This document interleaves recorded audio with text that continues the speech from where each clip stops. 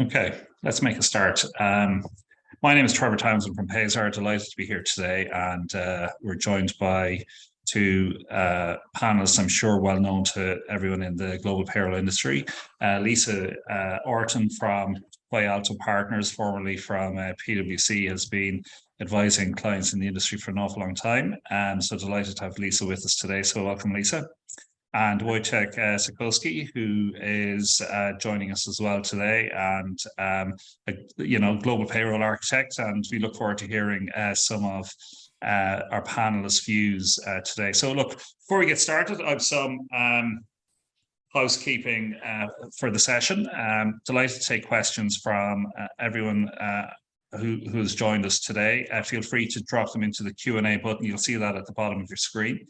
We're going to record the session today and we make it available to you afterwards through our usual social channels. So feel free to look out for those and share them with any colleagues that you feel might be interested by this. Our topic, I think, is timely, and it's how payroll can make a difference during an economic downturn.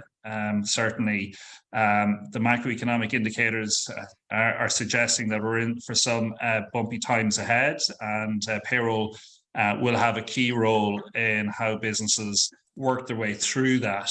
And I suppose without further ado, I'm going to bring our panel in because you've all joined here today, not to hear me, but to hear Lisa and Wojciech talk about this topic. And Lisa, I'm going to go to you first. And my question to you, Lisa, is, look, we've an unstable economic climate, inflation, and just general negative sentiment. What do you think that means for payroll teams and payroll leaders? So I think it's a challenging time for everybody, whether you're in payroll or not. We're all in this together. But for payroll specifically, obviously it's a lot of change. I think we've hit the highest inflation for 40 years, so very challenging times. I think for payroll, we're going to be asked to support employees within every business through lots of ways, making sure, so in supporting the employees, but also in supporting the employer. So just making sure really that we're offering as many things as we can to the employees. So things like maybe salary sacrifice hasn't been thought about before, then offering that to employees. There might be some things around, discount schemes that we can help. Critically providing information and data analytics, making sure that actually all of the employees are meeting the national minimum wage requirements. So with employers, making sure that we've got the ability to report on that and to deliver meaningful information and analytics on the employee population. Maybe something as well, which is being talked about quite a bit, I think, and it's not really been implemented too much yet, but pay on demand. That might be something that employers and businesses are looking at that will then have an impact on the payroll department, because they will be heavily involved in understanding what that means from the payroll function and how then we can help employees. So I think there's a lot of ways that payroll will be impacted and can help both from an employee and an employer perspective, to give meaningful information, and then obviously afterwards how we actually process through payroll. Very good, thanks, Lisa. Wojciech, any views from you? Yes, absolutely. Well, I would say, I mean, we probably could step back a little bit and just look at that from a let's say historical perspective and kind of like long-term perspective, right? I mean, all the inflationary and then the recessionary cycles, they come and go, right? So every 10 years there's something going, right? And to be honest with you, in my lifespan, my professional career, I've already experienced the global financial crisis of 2008. That was pretty much where I was starting with payroll. And I remember then, there was a lot of redundancies and a lot of kind of like challenging times ahead and all that. Now, after that, there was a bit of kind of like, we actually had like pay decreases, right, and cost cutting, etc. Now clearly, like we've just gone through a pandemic, right, and in that pandemic, we were able to kind of like support organizations with a variety of measures, like pay reductions, all the furlough, and trust me, like as we all know, globally there were like as many different schemes as there are countries. And there may be more. So to be perfectly honest with you, and I don't want to sound maybe kind of like too neglectable, but basically I don't think that there is anything new going on at the moment, right? I would say that we're currently like going through, yes, like the inflation rates. I would probably argue a little bit that it's because of the quantitative easing since the global financial crisis, right? And now kind of like the interest rates were very low for a number of years. And that's what's happening. If the money supply is high, then kind of like it creates inflation. Inflation can be stopped effectively by recession, right? So we were heading there. And obviously, like there are like conflicts in Ukraine. There are some tensions like between China and Taiwan and so on and so forth. So, but I would like to maybe kind of just propose that we kind of like step back a little bit and just look at that from this perspective. That it's like almost, don't get me wrong, but business as usual in that there's always a challenge ahead. And then the thing that how payroll can support that is like, if the system, right, if the entire system of payroll is set up properly, and if the entire, and I'm not talking just about the process, it's also kind of like how people operate that, what software they use, of course, but kind of like what purpose does it serve? And if that's all designed properly, then the system can take those kind of like whatever is thrown at them, and basically, like, if the system is robust, no matter what happens outside, it will go through. So in that sense, payroll can add value and can support by kind of like being able to withhold any problems, right? Yeah, that's what I would like to say, maybe. Yeah. Yeah, no, it's an interesting point, right? Certainly, if I look back over the last number of years, like the payroll community has done a marvelous job to respond to the COVID pandemic in exceptional circumstances with a rate of change that we hadn't seen, like certainly in my professional career. And I think the point you make around kind of people, processes, and the system for delivery of payroll, that if that's properly designed, it should be able to flex up.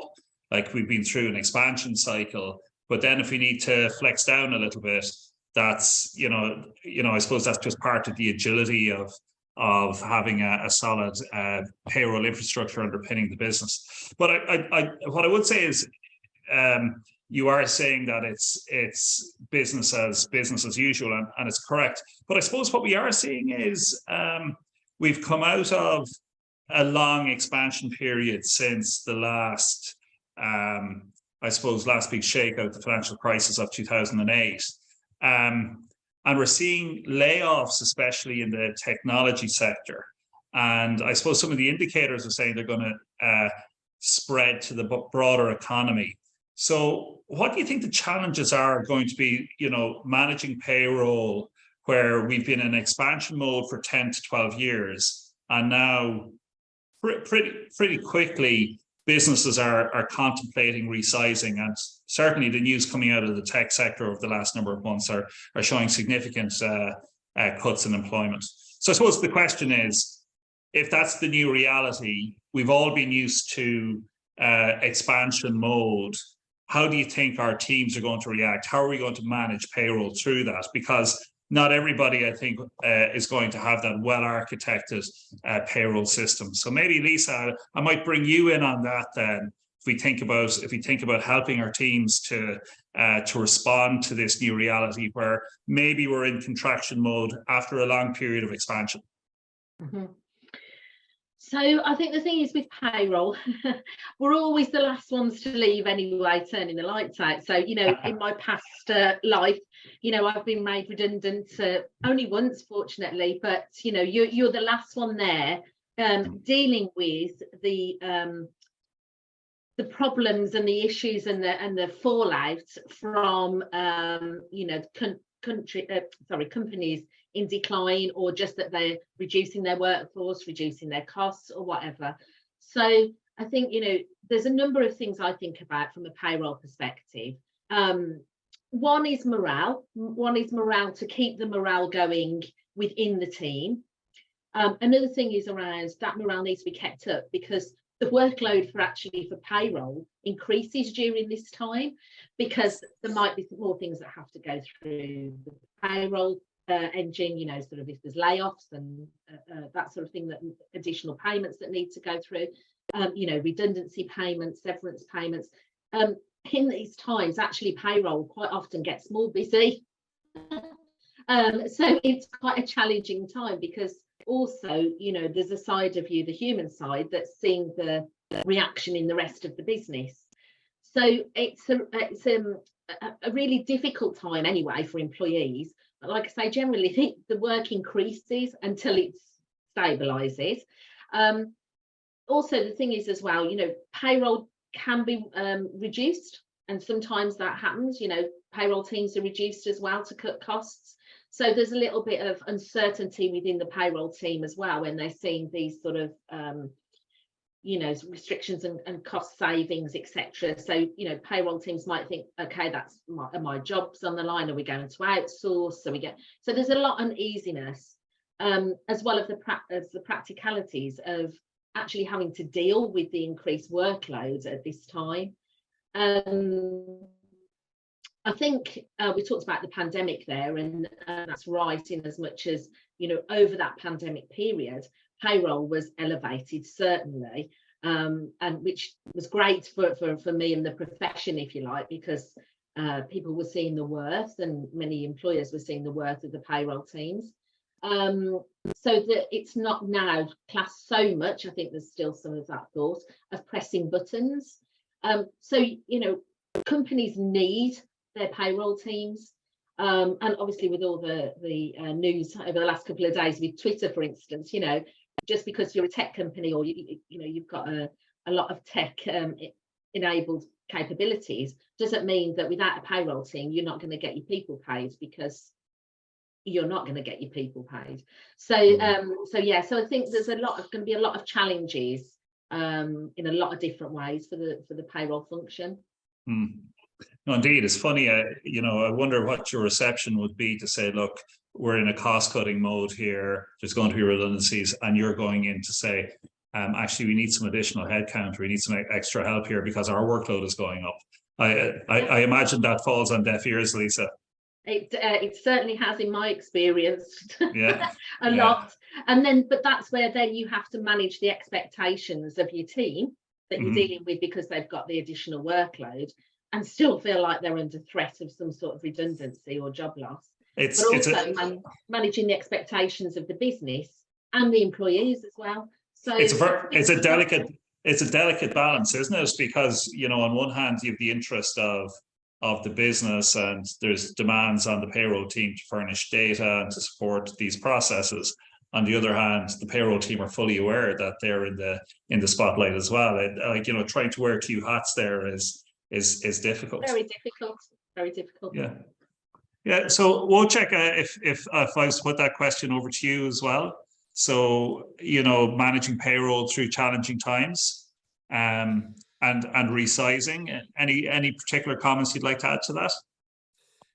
Yeah, absolutely. I mean, to be honest with you, a lot of thoughts I probably, like, you know, I would share that the ones that Lisa just shared. But what I want to say here is the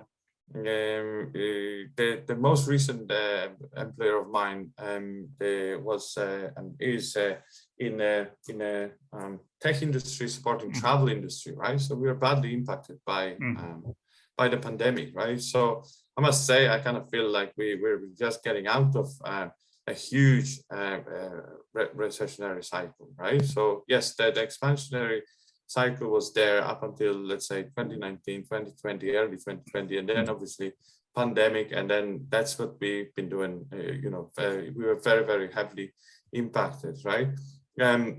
But once again, it probably goes back. Now, I couldn't agree more with the morale and the motivation aspect of it, right? And to be honest with you, I think it's for the first time, at least in my lifespan, my career, that I am kind of aware of such a kind of like, I don't know, I want to say almost like industrial action from the Twitter team that just walked off, because I've heard that a lot about from payroll teams, that they were saying like, I'm gonna just drop my tent and I'm just gonna go, but then kind of like they never did, right? So it's almost like they always kind of complain, but they always do, right? So it's almost like, the business will rely on this. They always complain. No, it's not important. Now another thing is, and it goes back to, let's say, kind of like the let's say perceived importance or the importance itself of payroll function, right? Now my experience has always been, and I always use the Herzberg motivation theory to illustrate that, right? Herzberg theory in short says kind of like you have hygienic factor and motivation factor. Hygiene factor is like basically you never complain. Sorry, you're never happy about them, right? It's like having, warm water in your sink. You never kind of actually write a letter to the, energy company or the water supplier to thank them for hot water in your baths, right? But then the minute it's cold, you're gonna like, roar and have to scream, right? That's your hygienic factor. If it's not there, people will complain. On the other hand, the satisfaction factor. So payroll is definitely on this hygiene factor, right? So the perception of payroll is like, it's necessary, we'll probably like no need for them. And then basically just kind of like, so I heard those kind of comments from some HRBPs saying like, well, just ask the payroll bureau to calculate it again. That's what we pay them for, to calculate payroll, right? What else are they for? And basically, like, with this kind of type of attitude, and now it's very hard to see. So what the guys in Twitter did, like, just simply walking out, like, I wonder what will be the consequence of that. But I suppose in terms of like the support, right, it goes back again to this kind of like appreciation that, but it's very, very hard. It is very hard. If you look at the Harvard Business Review, right, and try to find like even mention of HR, right, you will probably hear something about talent acquisition, and then or development, and then you'll read something about the CHRO or kind of like how HR can enable the business strategy, right? It does not talk about payroll. It does not talk about the Ulrich model, the HR operations, like in general, right? It's considered to be kind of procedural. So I don't think that there is a good way of kind of like building that importance of payroll and appreciation of payroll, right? I think the solution to actually build that would be through making sure that they are kind of like the payroll is able to contribute and enable the business, right? Now, the support that payroll people can do, right, is again, we sit on loads of data, right? We need to make sure that we are able to actually use that data. It's like selling rough resources, right?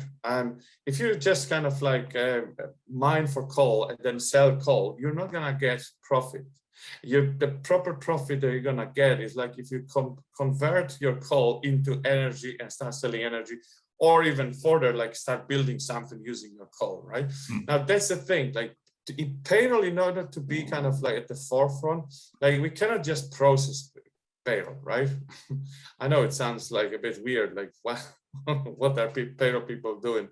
They're not about processing payroll, because I don't think they are, like, yes, of course, payroll needs to be processed properly, but then kind of like how we inform those decisions, how we can elevate them to strategic workforce planning, how can we support the FP&A analysis, all the information and how to, so basically like rather than kind of focusing on improving our processes to get all this kind of, let's say, information kind of like that is being thrown at us and process them, like let's try and kind of get involved into informing those decisions, right?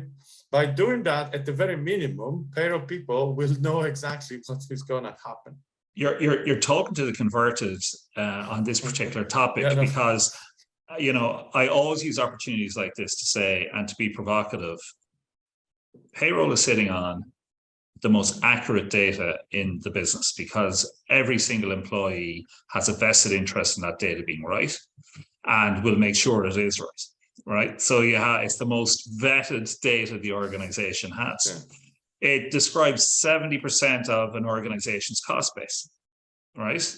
And it's phenomenal, because, you know, tell me what decisions are made on a web now. People want to make decisions based on, you know, actionable insights. They want to make sure they're making the right decision for the business, especially in times like this where there's uncertainty. People will rely even more heavily on the data. So I think that's a super topic to kind of get into, because you want to go back, but it's an area that I keep saying, look, I know, absolutely. Let's get into the insights. Let's get into the data. I just wanted to just kind of like maybe add or type, because I couldn't help but notice a comment here in the chat that, you know, someone there, I think Sarah, is sitting in finance. Of course, like, you know, this comment I was making, that look at the Harvard Business Review and then HR, and of course, payroll can sit in finance, and then basically look at finance, it will not even mention payroll, even though kind of like that's the, so my humble opinion, and I don't think I'm alone in that, right, is that basically like rather than focusing on improving our processes, right, which nobody cares about, we need to think about, of course, we have to make sure we kind of like hit the 99.99% accuracy. But the real kind of like the real challenge, in my opinion, starts after payroll is paid. What do we do with this information? You know, how we can inform that, and then be forthcoming and kind of like supportive to the business. This is how we can kind of get elevated in the perception, my humble view. Well, listen, this kind of takes me into my next question, because, you know, it's kind of funny just speaking to you there about being in travel tech, right? So you've been through a recession, right? So you're 2 years earlier than maybe the rest of us in other parts of the economy. So if I think about that, you've prepared a little bit. You might have a little bit more to see. So with those things in mind, right, where some of our businesses, we know some change is coming, right? We know some change is coming, but we're not, you know, we might have some time now to proactively plan and prepare for some of these things from a payroll perspective, right? Not necessarily processing your payroll, but anticipating what the business is going to need, because this could be the opportunity to elevate the conversation, right? How do you think we can prepare for this? How can we, you know, maybe I'll give this back to Lisa just for a moment, because Lisa, you know, you mentioned earlier, you've been through a couple of recessions. You've been made redundant once yourself already, where you're the last person to turn off the lights and leaving the building. So you've seen this movie before. What are the things we can do now to prepare, not just for what the hygiene factors that the business is going to need from payroll over the coming years, but also maybe to elevate that conversation as well? Anything that you can draw on from your experience to add to this theme that Wojciech has brought up? Yeah, I mean, a couple of things really, actually, that are interesting, and just follow on from. I really strongly believe, especially in larger organisations, you know, we've highlighted and elevated our payroll function over the past 3 years immensely, and we need to take advantage of that now. And I really strongly believe that bigger organisations, actually payroll should be a service line in itself. So Wojciech mentioned about you sit under finance. Yeah, you might sit under HR. Yes, but actually, you know, I feel that important now, and we have that much to offer, and like you say, have all of the data, that we should actually be in our own service line. And by being that service line, we will have our own leader and make sure that there's a leader at the seat, you know, having a seat at the table, so that straight away the access is there to the leadership and those who are running the business, if you like, to actually point out you know, areas that we can be concentrating on, and information that the payroll function can provide insights into what's going on, not only in you know, locally in that one country, but globally as well. So I think being able to be visible within a business and you know, have that seat, be a leader instead of being led by other service lines, like, you know, finance and HR, who seem to take the reins quite a lot. Actually, we should be taking the reins more as a business, you know, business function. So by doing that, I think then we can provide a lot more, as you said, useful information, analytical information that we can take out of the systems. And also from experience, you know, we've got, I think, a lot to offer and a lot of experience to share within the business. And, you know, we're the holders of that information. So hopefully, if you've got the right tech, you know, at touch of a buttons, and this is one area where I will say is more around pressing buttons, you know, you can consolidate that information and deliver back to a business. So, you know, that information will help on decisions of, you know, what type of overtime to pay, for instance, you know, at what levels, you know, where there's gaps. What if you've got a globally mobile workforce, then actually, you know, where's the best place to send the individuals to go to? You know, a lot of employees now wanted to work from home or working remotely. Well, that's great, and we want to be flexible these days as employers, but what does that cost actually mean for the business? So I think, you know, things that probably, not wanting to put any other leaders or departments down, might not have actually have thought about, because, you know, we're always the last to know in payroll, but we need to be the first to know and the first to advise on what that actually looks like.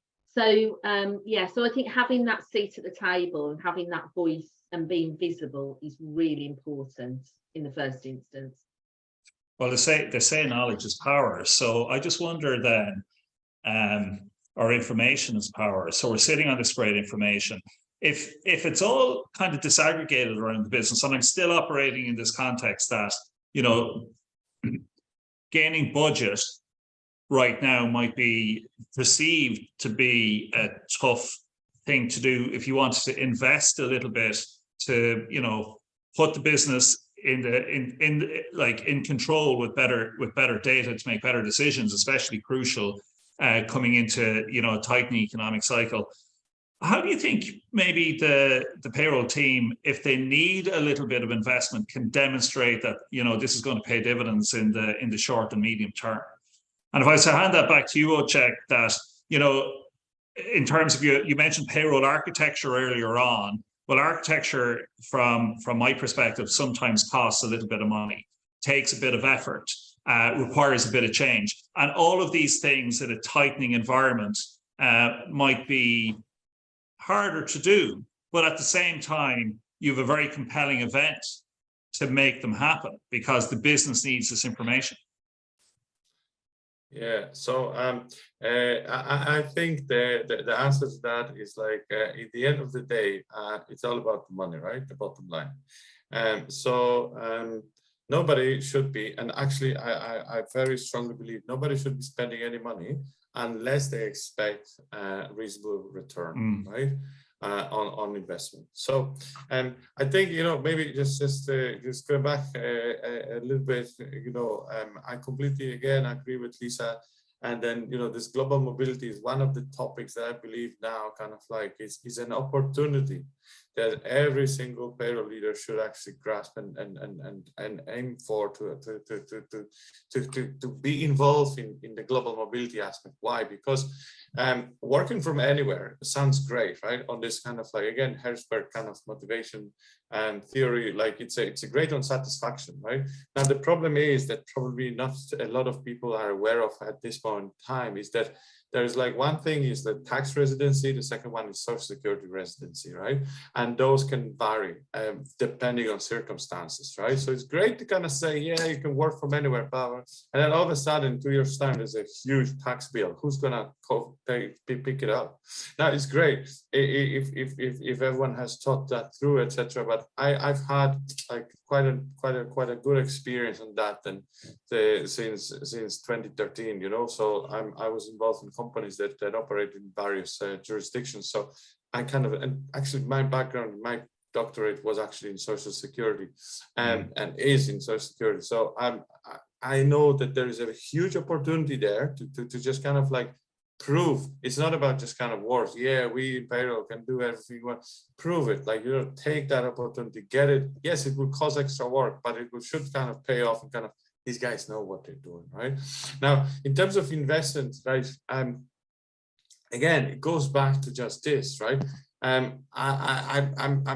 would be reluctant to say, and I don't believe that basically like there is a way to actually get investment on a promise, right? I think it should more be about kind of like, let's try and kind of like prove our point, kind of show what we can deliver, and then basically saying, by the way, that could work even better if we have a bit of an investment going, right? So I think that, you know, step number one would be, let's say, on this example of global mobility, like to show kind of like how we can add value, and then basically, Ben, by the way, if we have to kind of invest like 50,000, that will get even further, right?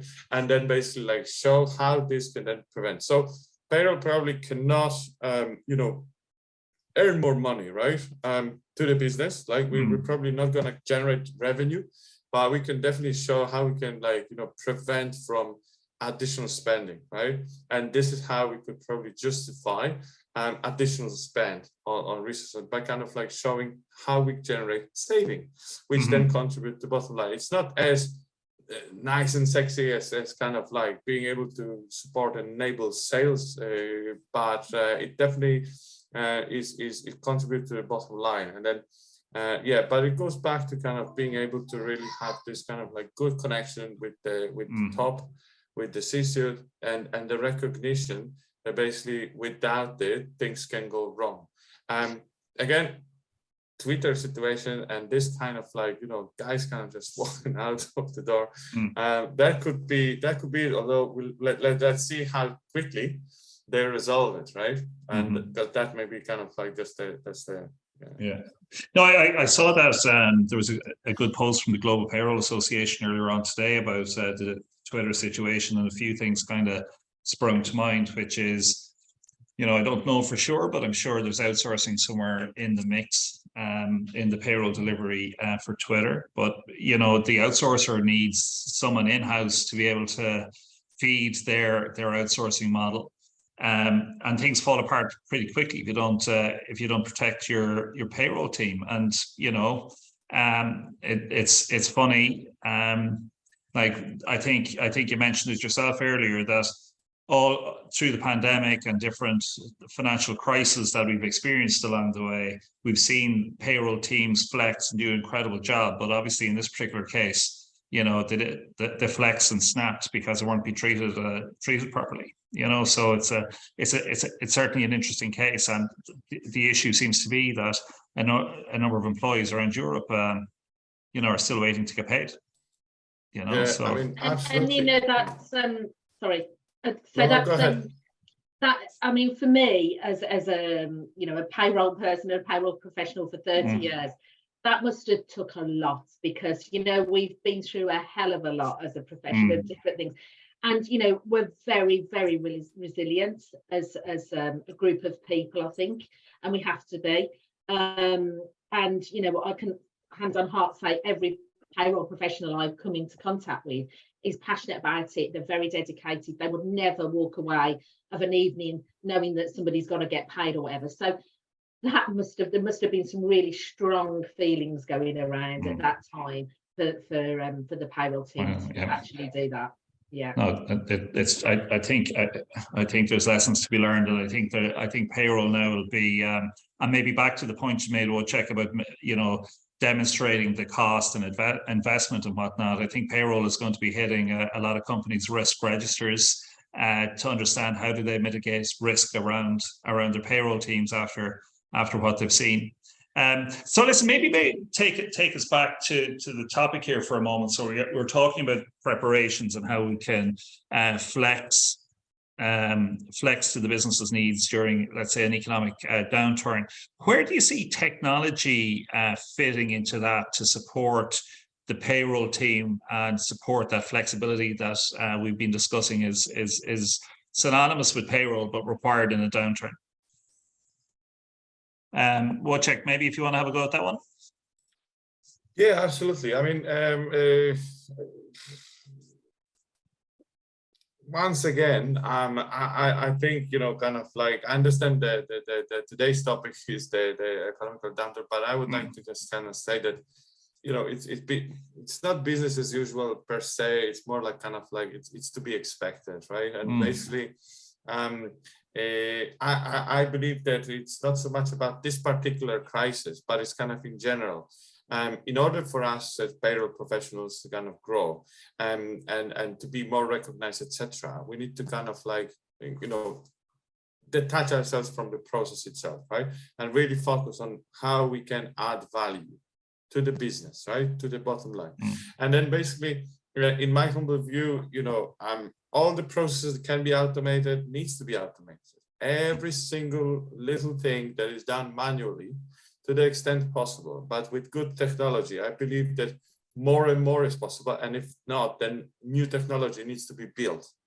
And to actually make sure that all these kind of like things that are now manual take time and are kind of really waste of time, you know, that are automated. Now, once they're automated, payroll people can focus on the added value, the global mobility thing, the support of workforce planning, the FP&A analysis, right, the proper budgeting, etc., and prognosis, etc. So kind of like step out from kind of like, now, if payroll is, let's say, kind of like sitting in HR, probably like the added value may be slightly different. If in finance, the added value, probably the focus is more on the kind of like cash flow projections and FP&A, etc. But the bottom line is that good technology allows and should allow to automate the process, simplify things so that more time can be given to the to actually delivering the value.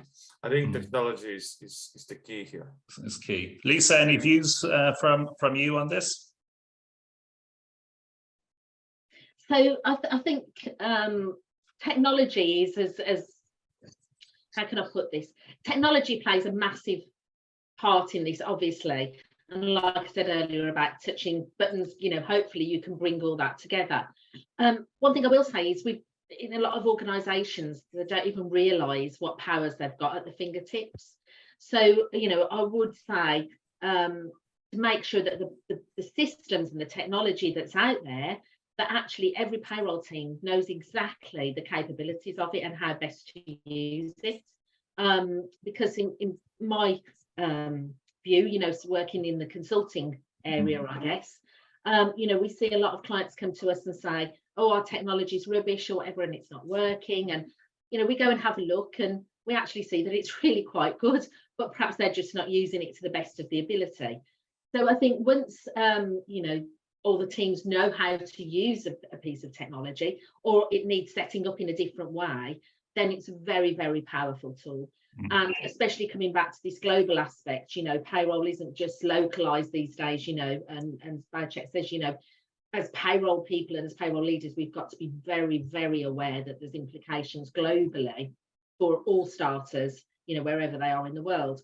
So, you know, having that power to be able to report globally is massive as well, and you know, helps the business, as we've said. So good. Okay, so technology key, I think, is a message we're taking away from that section.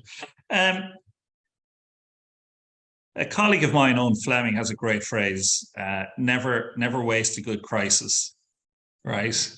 You know, and I really like this one. And Lisa, I want to pick up on a point you made earlier on. And you know, and I think if we think of maybe some of the ultimate consequences of a downturn, and let's just say a business does go through a cycle of layoffs, that does increase the amount of work on the payroll team initially. And I think you use a phrase, work increases until it stabilizes, right? So I thought that was a really good phrase, because I want to bring it back to not wasting a crisis, right? So, and also back to, you know, the comments made earlier about, well, let's get some good architecture in place.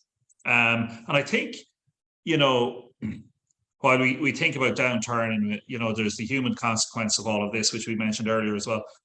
How can people in a payroll function maybe take advantage of this opportunity? For example, if we were to look at it like an opportunity to say, okay, we're still going to be here after things stabilize, but to use that stabilization period to say, does this give us a little bit of time now to rebuild our payroll architecture, maybe to elevate, you know, to generate the data and the evidence to say now is the time to invest, because we want to come out of this for, you know, we're going to come out of this period, but then we're going to grow again, right? Mm-hmm.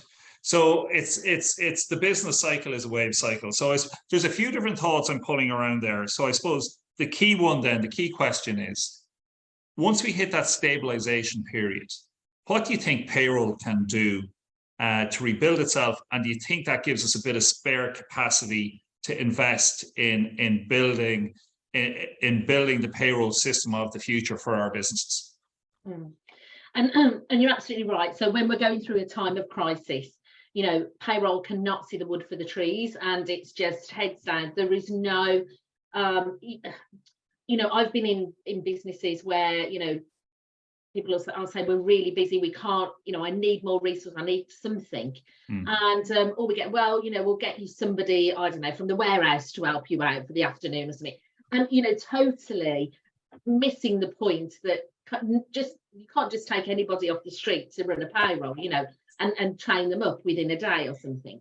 So in that crisis time, it is just purely down to the skill, the dedication and everything of the payroll team, and you just have to get through it, and that's where the resilience comes. But like you say, once you're through that, and I think that I've certainly seen this actually, and from a consultancy side I'm seeing this more, that I think the pandemic proved that actually now we need to think about what our payroll function looks like, because like you said earlier, Trevor, you know, the fact is that they're suddenly thinking, oh my gosh, you know, we could have sunk there, or, you know, how would we have got people paid then? And they're worried. So I think we are seeing that anyway, coming out of the pandemic. Now we're going into another little crisis. But so I think at that point then, payroll teams can use that as a leverage to say, well, look, you know, we only survived due to the dedication and the knowledge of the payroll teams, but actually we need to look at this so that we're not in this position again. You know, we need to invest in maybe more resource, invest in technology, invest in making the whole function better, and the way we link in with HR, or we link in with finance, or, you know, team leaders or anything, or if time and attendance systems need to be brought in. All these things are definitely, I think, a big tick. And we're seeing, I think, employers are actually waking up to that a little bit more now, in businesses, and thinking, yeah, actually, we do need to invest in this a little bit more. And we haven't in the past, but we know we've got to now. And coupled with the global elements of that, you know, all these are big ticks, so that we can get more investment in, you know, whether it be technology or people, or both. So Wojciech, maybe over to you then. Did you use the lull maybe in your business that came about as the pandemic? So as I said, you're a couple of years ahead of us, maybe, given that you've been in travel tech and your industry is now recovering. Would you have used that lull potentially in business activity would you see that as an opportunity? And did you get a chance to use that as an opportunity? So the short answer is yes, right? And I'm just looking here at the quote, like it's one Albert Einstein said, "In the middle of every difficulty lies opportunity," and that's actually one of my kind of favorite mottos here. And then another thing is, having spent a bit of time in Singapore, where Chinese is very popular language, right? And then I was told at some point, and spoke with a few friends, you know, the Chinese word crisis is built from two characters: danger and opportunity. So basically, crisis, dangerous, opportunity. You know, and it's spot on. I genuinely wish I was more fluent in Chinese. It's a fantastic language. It's built from kind of two phrases. Anyway, so absolutely, you know, I must say, kind of like definitely use that as opportunity. However, what I want to kind of go back to is kind of the point I'm trying to make is like that the crisis is almost like, and the change, especially change, is a natural state of the universe, right? I believe humbly that we basically, like, you know, live and kind of like try to kind of like, that's what probably drives us, this hope that at some point there is this stability, but never is. The minute kind of things stabilize, someone sits down with Excel and says, well, we could probably, like, you know, we don't need them anymore. I can save a few if you quit there, you know? So it's kind of like, when there is a kind of, let's say, recession, right? Payroll people, like, and HR operations in general, and finance operations in general, are busy accommodating the recession, right? Then there is a bit of a period of expansion. So basically, like, you would have, you know, after this crisis goes, and then it would maybe last, like, you know, it really depends. Like, the projections are probably like, it'll be shorter than the aftermath of the global financial crisis, right? So, but let's assume it's kind of 1 year. So for 1 year, it'll be like a bit more redundancy, etc. And after this, there'll be another cycle of expansion, right? And then there'll be, like, you know, new hires coming through windows and doors and all that, and there'll be like difficulties in kind of getting them together. The only, let's say, common denominator in that is that there must be a good, robust system infrastructure in place, so that kind of like, when there is like extra redundancies, there must be ways of making calculations, at least like simulations, so that there isn't like a big difficult chunk of time and work spent on making severance calculations, right? There must be a good way of reporting that, right? And the tools for that, there's a lot of tools for that, right? And the thing is, like, you know, people maybe not kind of like utilize them to the best of their abilities. Then on the other hand, you know, when there is another kind of expansion, there will be new hires. So what is needed is, like, make sure that we have good, robust processes. And in my time, you know, I spent some time with the hyper growth companies, right? And we had, like, you know, I was in payrolls where they were duplicated on a monthly basis, you know, for months, right? I was in the companies, like, you know, that we were kind of like letting people go, like in 20s and 30s and 40s, and you know, so what I'm trying to say here is that change is a constant, natural state of affairs, in my opinion, right? The thing is to kind of like make sure that the solutions that are there are capable of handling them, you know, and then that's like, yeah. I don't know, maybe I'm simplifying that. No. I think it's a really good. I think it's a really good statement. Change is a natural state of the universe. It is, because the universe is expanding, right? It's first or the second Newton's law, by the way. So it's not like exactly mine. I'm just quoting that one. Well, listen, I claim credit for it, but cannot. But the human condition, kind of like, I'm quoting it. But the human condition is to resist change, right? So how do we, you know, we're, you know, inherently, we kind of like the way things are, you know, and like, how do we then, if we were to say, look, you know, payroll needs to elevate its position and all of the rest, we know there's a period of flux coming, it's going to expand our workload, but then there's going to be a lull. Now's my time. If I'm going to take a crack and deliver some change, now is my time, because, as I say, you know, on one hand, you're 100% right. Flux is our natural state. Nothing is staying still. But the human condition is, I don't like change so much. It's a real dilemma. So how do you help people to get over that and say, look, let's embrace the change? You know, what's the downside? I think that this is where kind of like really payroll people can add value, right? Not the process, which can be automated. It needs to be automated. And seriously, I don't like this conversation about, oh, let's have better process. No, it's not about processes. It's about kind of like the strategical comparative advantage. How can we make things better and how we can reduce the cost, because the cost is always like king. And I think this is where payroll people can add value. You know, payroll people as project managers, as change managers, right? That basically, like, you know, and then just use technology and the process as a kind of like, you know, the support for that, you know. Okay, that would be my view. Okay, I have a vested interest in stimulating change, you know, so I'll put my hand up and say, like, you know, change helps us and helps our business. We recognize that there is a need for it, and I'm kind of curious to see how can we help businesses to affect the change and achieve the kind of architecture you're talking about. Lisa, I'm going to throw this over to you, and then we're going to go to our audience for some questions. So how do we reconcile this, you know, working and living in a state of flux, but at the same time, as humans, we don't like to change? So yeah, it's a difficult one, and being sort of like a payroll leader and having a lot in my teams over the years, it's funny because I would say I quite embrace change. You know, even at home or whatever, I've always got to be doing something, and, you know, I don't know, changing the furniture. You know, when you embrace change, I'm quite like that. But a lot of people, like you say, are not like that.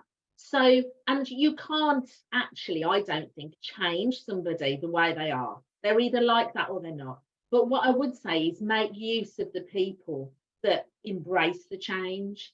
So sort of like in a team, if you're trying to bring people along on a change project, you know, an implementation project or changing technology or whatever, you know, make sure you're picking that team you're gonna get the best out of. And it doesn't matter, that's not putting those down at all who don't like change, but, you know, you've got to engage the right people to push that change forward, because you know, they've got to be enthusiastic to do that. They've got to believe in the change. They've got to have that want. So I would say that's the one of the main things, you know, sort of like identifying what you can change, how you can change it, and the right people to make the change happen.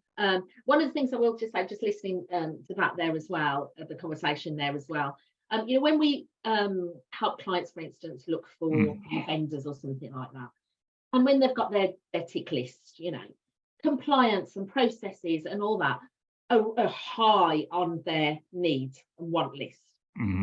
Now, there would be something very bad if a payroll system was non-compliant. So to me, compliance is a big tick anyway, that's going to be there. But actually, there should be other things to be considered, like appetite for change, like technology, you know, all those other things that are not so specific on, you know, that you just accept that compliance is going to be there. Compliance should be there, but there's a lot of other things that are actually need to be thought about, you know, when pushing payroll or making change or bringing in new technology, or, you know, bringing in a global payroll function or transformation. It's not all about really just the compliance stuff, like what Voucher said, really. Good. Listen, thanks very much. I've a couple of questions in from our audience, and we've about 5 minutes left, and then we'll wrap. So a question here is, what would you improve or simplify if you had a magic wand? And I'll give that to you, Lisa. Gosh, I think not improve or simplify, but again, you know, this is my passion for payroll and being in it so long.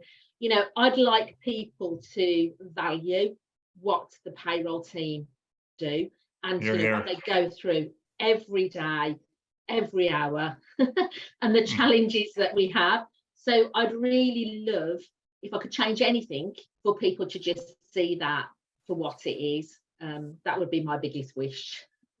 Super, thanks, Lisa. Wojciech, what would you? Absolutely, because I do have one big time. I don't know, and I don't want to kind of also kind of advertise other services, etc. But I don't know the exact name of it. But you know how there are kind of ways of sharing the contact details by simply tapping your phone on the phone, and you have your card, let's say, kind of, you know, contact. I would love that to be for new employees. So new employee comes in on the first day and just tap the phone, and there you go, all the kind of tax codes, your kind of like your year-to-date gross total and the salary details and all this information. You know, you're onboarded by a tap, right? Now, if it's on my roadmap. I thought it might be. Look, this is it, you know. Like, yeah. I don't know. I didn't know you're in the business of producing magic wands, but basically, on a serious note, this is basically like, you know, the in my opinion, like, this is where this technology has to go. Once you have the data quickly in, boom, you can focus on making sure the change is managed, the people are motivated, and everyone. That is how we can get recognized and really raised through the ranks. Yeah, super great. I have another one here. What would your focus be if you're taking on a new leadership position right now, facing into the uncertainty of the current situation? And Lisa, you've held leadership positions before. You've been through a couple of cycles. Where would your focus areas be if you're taking on a payroll leadership role? I think they would be probably not much different to any other time. You know, yes, we're in a crisis time now, but I think you still have to go back to basics. And my focus would be going into a leadership role is to understand the function as it is now. So where everything is now, you know, where we are with technology, where we are with the team, where we are in the business, understand what the business needs are. And then, you know, once I understand that, would be to develop something that was a plan to make sure that we were assisting with the business needs, but also that it was supporting the function. And I would also make sure that I linked in right from day one with everybody in that business that I could link in with, so that it was visible enough. Okay, super. Well, check. Definitely number one is and this is something like I would make a reference maybe first to Joe Owen, right? Joe Owen wrote this book on how to manage, and then basically he's distinguishing he or she, wow, the author is basically distinguishing three perspectives, right? One is the rational, technical. Second one is emotional, and the third one is political, right? And I think you have the rational quotient, IQ, emotional quotient, EQ, and then basically emotional intelligence, and then you have political quotient, like ability to be able to kind of like, you know, I suppose function in the organization. And my focus at the beginning was definitely, you know, the rational technicalities and all that, right? Now, the further I go along with my career, etc., I see the importance of all the three. So in short, the short answer, right, but I like to kind of start with this kind of bit of a framework there, is like building relationships. Number one, don't talk to people who don't know what you're talking about the processes and details and social security, tax. Don't waste their time. And this is something we have to do as payroll people back home in our kind of like, you know, it's our thing.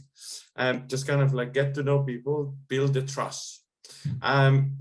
Very recently I watched something Simon Sinek was doing on TEDx, and he was talking about the performance and then the trust, right? And building trust, building that relationship, it's number one priority in my opinion.